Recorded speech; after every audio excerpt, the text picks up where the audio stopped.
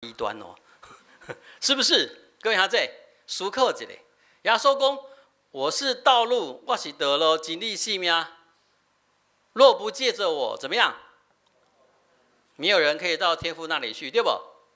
好，所以很多人就会认为说，对，今麦耶稣基督的事件已经发生啊，所以所有的人若要甲上帝建立关系，拢爱信靠耶稣基督。安尼讲有道理不？有没有道理？好，所以你耶稣进前的人有可以不认识耶稣，好，仍然借着耶稣基督的名，可以跟上帝建立关系。啊，不过那你耶稣基督以后的人咧，大家呐，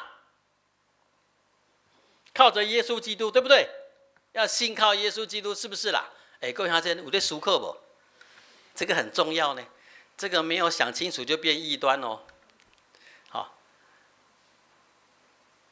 啊，不过吼，各位兄弟，我忽然间想了这个问题：如果这些人是因为基督徒，所以不信耶稣，那怎么办？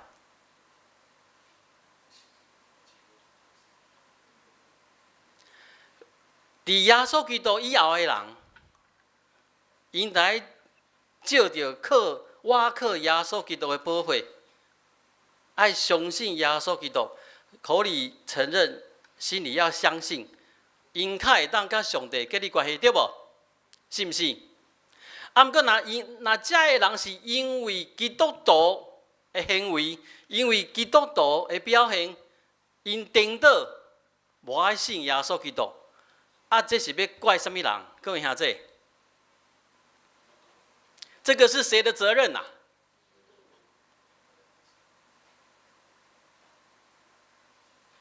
咱好好思考一下，在这个世上，不要再那么在意咱家己的权利、咱家己的福分、咱家己的利益，因为明明就是会有人，因为咱不成熟的表现，离耶稣基督愈来愈远。啊，虽然我们自以为咱在坚守，在坚持咱的信用，看下这，咱常常画错重点，咱无把这个所信的上帝，伊的慈爱、伊的宽容、伊的愿意甲人和好的心表现出来。咱常常所表现的上帝，颠倒是会去记别人的性命，会去讲咱是迷信，会去拒绝别人的信用的这款的上帝。